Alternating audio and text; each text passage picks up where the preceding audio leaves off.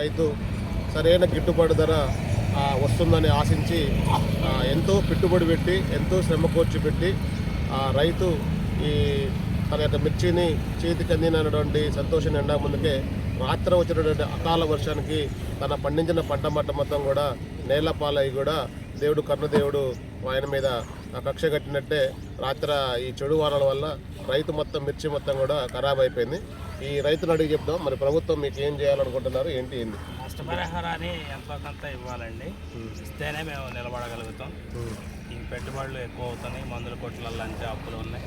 దయచేసి ప్రభుత్వం వారు దృష్టికి మీ మీడియా తరఫున దయచేసి మీరు వారి పక్ష చేరేంత వరకు మీరు మా అందరూ కృషి చేయాలని మీడియా తరఫున ప్రభుత్వాన్ని ఏమని వేడుకుంటున్నారు? ఇప్పుడు జరిగినటువంటి ప్రభుత్వం ఈ అకాల వర్షానికి జరిగినటువంటి పంట నష్టానికి ప్రభుత్వం నుంచి వచ్చినటువంటి ఏమన్నా బెనిఫిట్ తప్పకుండా మీకు కావాలని మరి మీ ప్రభుత్వాన్ని మీరు ఏమని రిక్వెస్ట్ చేస్తున్నారు? అవునండి, మాకు కనీసం ఎకరానికి ఒక 50,000 రూపాయలైనా సహాయం చేయాలని మేము ప్రభుత్వాన్ని అడుగుతున్నాం.